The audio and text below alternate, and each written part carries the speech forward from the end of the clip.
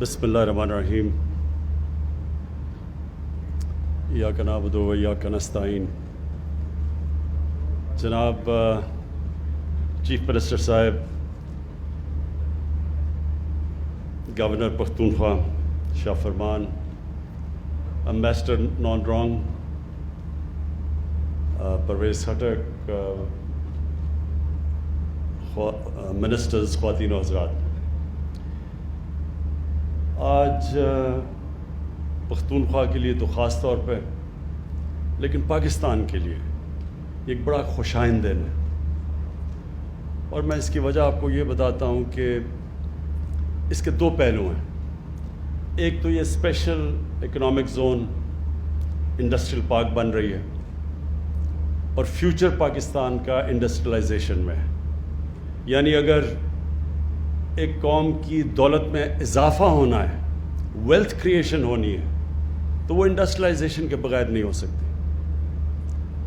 اور دوسری اس کی خوشی کی بات یہ ہے کہ ہماری یہ جو رشیا کا اکنامک زون ہے، اس کی کولیبریشن یہ سی پیک کے اندر آتا ہے، یعنی جو چائنا پاکستان اکنامک کوریڈور کا حصہ ہے.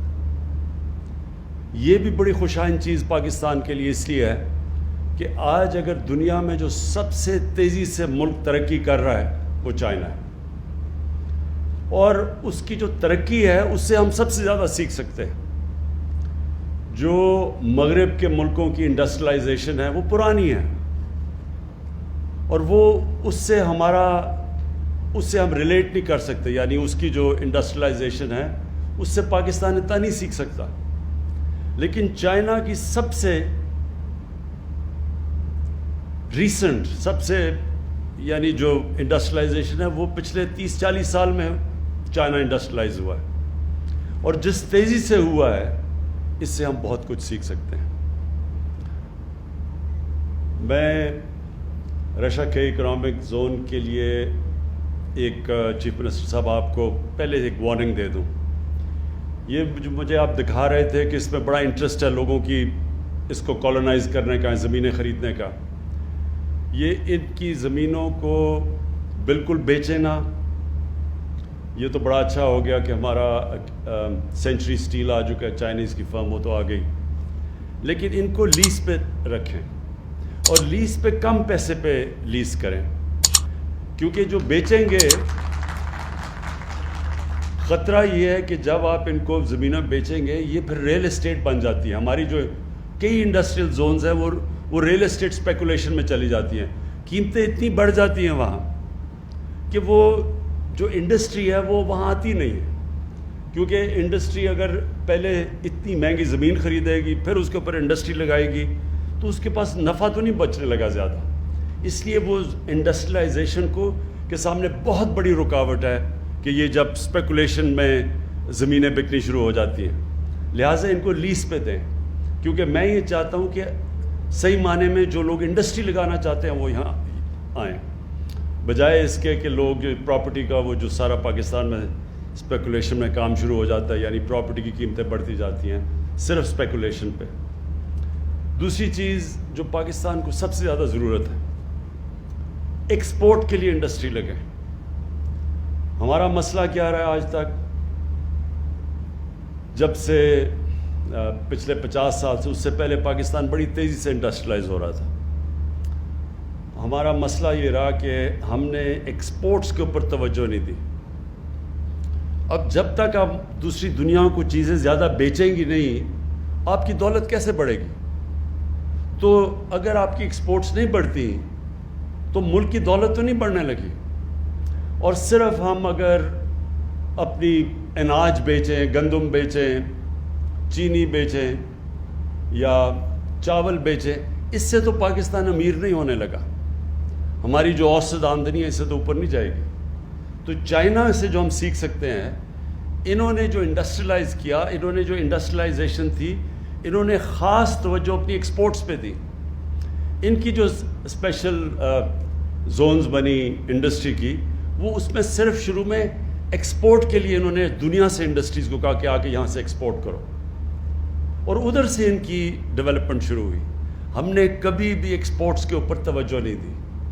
تو یہ جو رشا کئی کی جو انڈسٹریل اسٹیٹ کی جو اسپیشل اکنامک زون بن رہی ہے اور وہ بھی سی پیک کے نیچے، یہ ہمارے لیے ایک بہت بڑی اپرچونٹی ہے کہ جو آپ کی یہاں اتھارٹی بنے گی اس کے لیے بڑا ضروری ہے کہ پریفرنس دیں، اگر زیادہ لوگ آنا چاہیں ایکسپورٹ کی انڈسٹری کو پریفرنس دیں. اور دوسری چیز کہ ون ونڈو آپریشن، کیونکہ آپ نے اب اتھارٹی بنائی ہے، اس کا مقصد ہی یہ ہے کہ جب ایک انویسٹر آتا ہے اس کے لیے آسانیاں پیدا کریں. جتنا انویسٹر کے لیے آسانیاں پیدا کریں گے اتنے زیادہ انویسٹر آئیں گے. ہمارے اب تک بدقسمتی سے ہم انویسٹر فرینڈلی کنٹری نہیں رہے.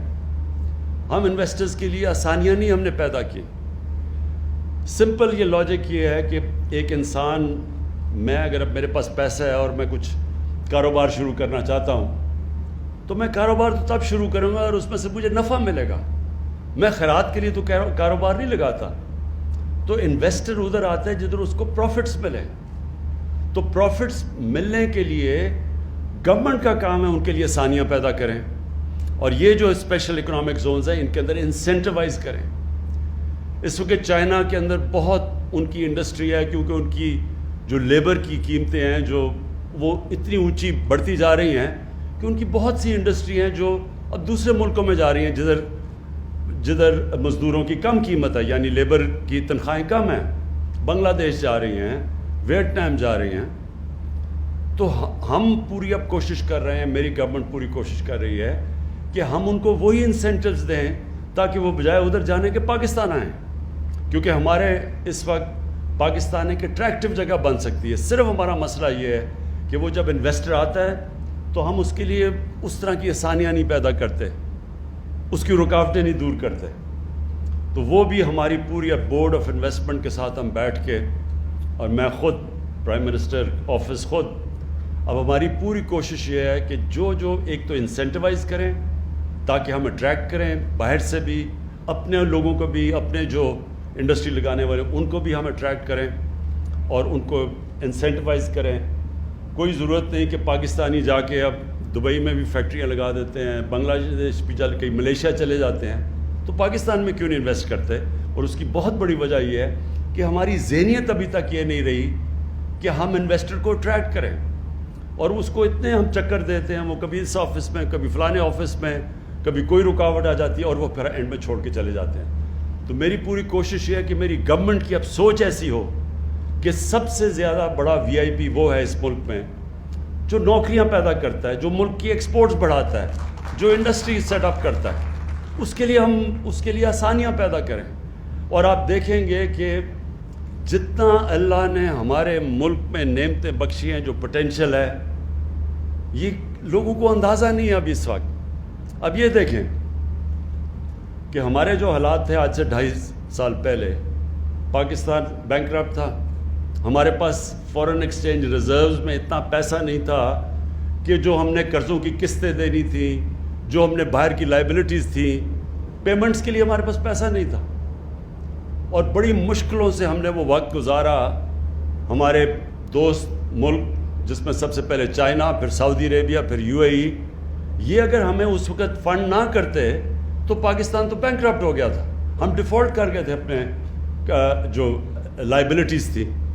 اور ڈیفالٹ کا مطلب یہ، تاکہ لوگوں کو سمجھ آ جائے، ڈیفالٹ کا مطلب یہ ہوتا ہے کہ آپ کا جو کرنسی ہے وہ گر جاتی ہے، کیونکہ اب باہر سے انفلوز بند ہو جاتی ہیں، ڈالرز آنے کم ہو جاتے ہیں. اور جب روپیہ گرتا ہے تو جس طرح ہم نے دیکھا ساری چیزیں مہنگی ہو جاتی ہیں ملک میں. ساری امپورٹ، جو بھی بجلی، تیل، پٹرول، دالیں، گھی، یہ سب مہنگا ہو جاتا ہے. تو ملک میں غربت پیدا ہو جاتی ہے. تو اللہ کا بڑا کرم ہے کہ وہ بڑے مشکل وقت سے ہم نکلے. اس کے بعد ہم نے اپنی اکانومی کو سٹیبلائز کیا اور لوگوں کو بڑی دشواریوں کا سامنا کرنا پڑا. عوام کے لیے، گورنمنٹ کے لیے وہ آسان ٹائم نہیں تھا. میں سمجھتا ہوں کہ میری زندگی کا وہ سب سے مشکل ٹائم تھا، وہ جو ہم نے 1.5 سال گزارے. پھر جیسے ہی اس سے نکل رہے تھے کرونا آ گیا.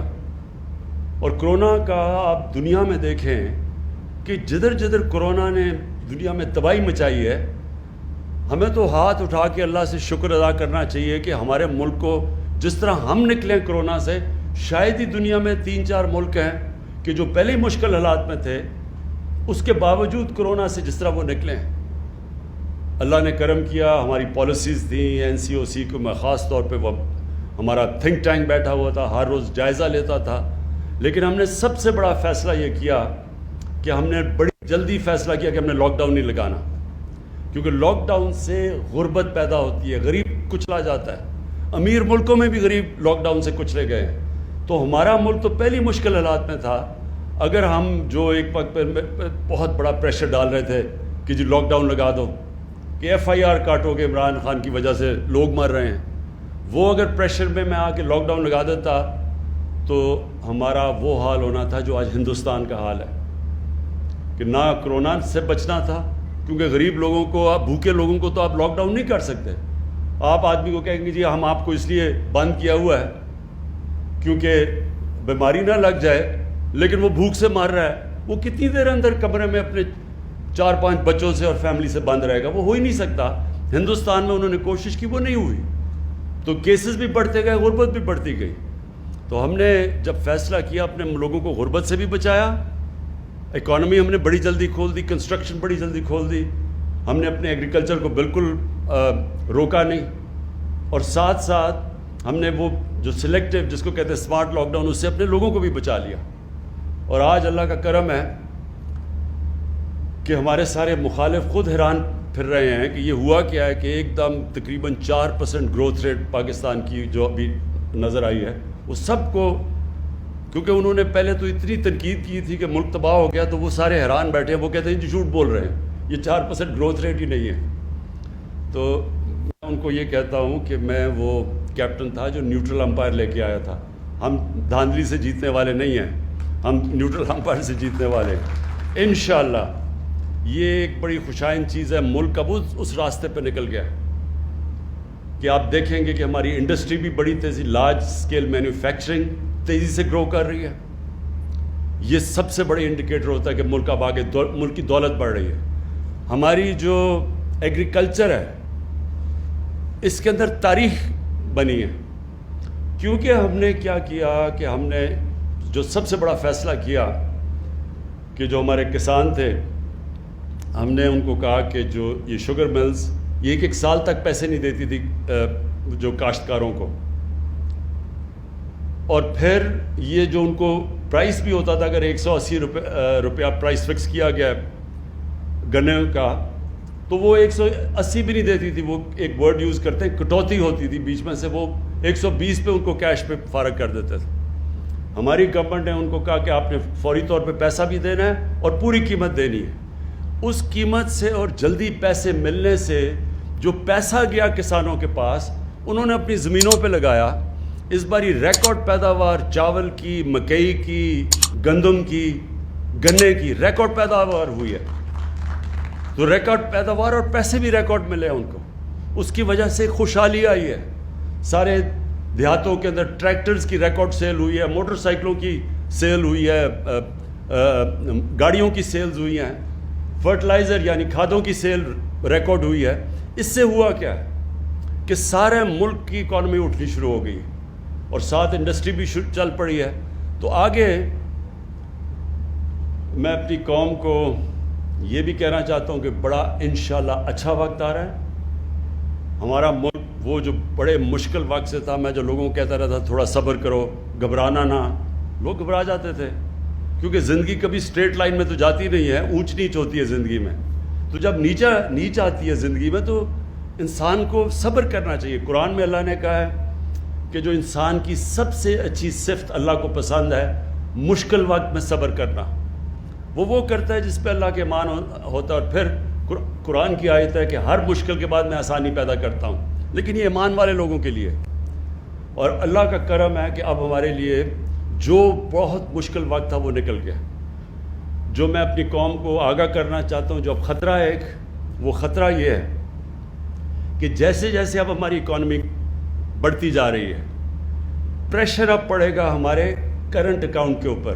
کرنٹ اکاؤنٹ کا مطلب ہوتا ہے کہ ڈالر ملک میں کتنے آ رہے ہیں اور ڈالر ملک سے باہر کتنے جا رہے ہیں. ابھی تک جو پچھلے 8-10 مہینے میں ہمارا کرنٹ اکاؤنٹ جو جب ہمیں ملی تھی گورنمنٹ 2.5 سال پہلے 20 ارب ڈالر کا خسارہ تھا. پاکستان کی تاریخ کا سب سے بڑا خسارہ ہمیں ملا تھا. اب پچھلے 10 مہینے سے جو ہمارا کرنٹ اکاؤنٹ ہے وہ سرپلس پہ ہے. تو ہمارے ملک میں زیادہ ڈالرز آ رہے ہیں بنسبت باہر جانے کی, جس کی وجہ سے ہمارا روپیہ, یہ بھی پاکستان میں تاریخ پہ بڑا کم ہوا کہ پچھلے کتنے مہینے میں ہمارا روپیہ مضبوط ہوتا گیا. اور ہم کوئی مارکیٹ کے اندر اپنے پیسے نہیں, ڈالر نہیں پھینکے, خود ہی مارکیٹ فورسز سے مضبوط ہوتا گیا. اس کا مطلب ہمارے ریزروز بڑھتے گئے ہیں. تو ملک اس وقت ٹھیک جگہ پہ کھڑا ہے. لیکن خطرہ یہ ہے کہ جیسے جیسے ہماری اکانومی گرو کرے گی تو ہمیں امپورٹس کی زیادہ ضرورت پڑے گی, ہمیں مشینیں باہر سے زیادہ بلانی پڑیں گی. جب تک ہمارے ملک خود یہ چیزیں نہیں بناتا, تو خطرہ یہ ہے کہ ہماری جیسی جیسی اکانومی گرو کر رہی ہے ہماری کرنٹ اکاؤنٹ کے اوپر پریشر پڑے گا. ہمارے ملک سے زیادہ ڈالرز باہر جانا شروع ہو جائیں گے بنسبت اندر آنے کے. اس سے ہم نے اب بچنا ہے. ابھی تک تو ہمیں اوورسیز پاکستانیوں نے وہ کام کیا ہے جو کبھی پاکستان کی تاریخ میں پہلے نہیں کیا. ریکارڈ ریمیٹنسز بھیجی ہیں انہوں نے ہمیں, وہ پیسہ بھیجا جس کی وجہ سے بہت بڑی وجہ کہ ہمارا روپیہ مضبوط ہے. تو انشاءاللہ ہم جو اب پلاننگ کر رہے ہیں کہ جس کو کہتے ہیں سسٹینیبل گروتھ, کہ ہم جب اب اپنے ملک کو آگے بڑھائیں گے تو ساتھ ساتھ ہم نے اس کے اوپر نظر رکھنی ہے کہ ہمیں پھر کبھی IMF کے پاس نہ جانا پڑے. IMF کے پاس ہمیں اس لیے جانا پڑتا ہے کہ جب ہمارا کرنٹ اکاؤنٹ ڈیفیسٹ میں چلا جاتا ہے, خسارے میں چلا جاتا ہے, ڈالرز کی کمی ہو جاتی ہے, روپے کے اوپر پریشر پڑ جاتا ہے, لہٰذا ہمیں پھر IMF کے پاس جا کے ان سے پیسے مانگنے پڑتے ہیں. تو ہم اب جس طرح جا رہے ہیں, ہماری کوشش یہ ہے کہ یہ اور اس طرح کی جو رشیا کا اکنامک زون ہے, اس سے ایکسپورٹس ہماری بڑھیں گی. تو ہم نے وہ پیریڈ جب تک ہماری ایکسپورٹس بڑھتی نہیں ہیں اس سطح پہ ہم نے پوری کوشش کرنی ہے کہ ہم نے ہر طرح اور زیادہ تر ہم ریمیٹنسز اوورسیز پاکستانی سے, اور ہم ان کو انسینٹیوائز کریں گے کہ بینکوں کے تھرو وہ اپنا پیسہ بھیجیں. اس سے یہ ہوگا کہ جب تک ہماری ایکسپورٹس, جس طرح یہ رشیا کا اور بھی ہم نے اکنامک زون جو سی پیک کے بیچ میں بنائے ہوئے ہیں, اب جو اگلا فیز سی پیک کا ہے وہ یہ انڈسٹریل زونز کا ہے. پہلے تو کنیکٹیوٹی تھی اور پاور سیکٹر میں انویسٹمنٹ تھی, اب انویسٹمنٹ آ گئی ہے یہ اس کے اندر جو انڈسٹریل زونز ہیں, اور انڈسٹریل زون سے انشاءاللہ ایکسپورٹ شروع ہوگی. اور ایکسپورٹ سے پھر ہم بچ جائیں گے کہ جو ہر تھوڑی دیر کے بعد جب ہم اوپر جانے لگتے ہیں ہمارا کرنٹ اکاؤنٹ خسارے میں چلا جاتا ہے, پھر بریک لگ جاتی ہے, پھر ہمیں پیسے مانگنے پڑتے ہیں. تو انشاءاللہ ان انڈسٹریل زون سے ہم اتنی زیادہ ایکسپورٹ کریں گے کہ ہمیں پھر اس ٹریپ میں نہ پھنسنا پڑے. آخر میں پھر سے محمود خان آپ کو اور آپ کی ٹیم کو سب کو میں خراج تحسین پیش کرتا ہوں, کیونکہ آپ نے بڑی تیز کام کیا اس پہ یہاں پہنچنے کے لیے. اور مجھے پورا اس چیز کا علم ہے کہ ہمارے ملک میں ابھی عادت نہیں ہے کہ ہم انڈسٹری کو سپورٹ کریں اور کیسے ہم اس کو انسینٹیوائز کریں. تو ابھی بھی ہم رکاوٹیں ڈال دیتے ہیں. تو جو بھی آپ کو رکاوٹیں آئیں گی اس میں آپ نے پلیز مجھے آگاہ کرنا ہے, اور میں آپ کو یقین دلاتا ہوں کہ ہم اب پوری فیڈرل گورنمنٹ کا مقصد ہی یہ ہے کہ ہم اپنے ملک پہ انڈسٹری پروموٹ کریں. اور یہ جو بھی آپ کو مسئلے آئیں گے ہمارے سے اس میں رشیا کے میں جدھر بھی آپ پھنسیں گے آپ ہمیں بتائیں گے, اور انشاءاللہ آپ کی ساری ہم رکاوٹیں دور کریں گے. بہت بہت شکریہ.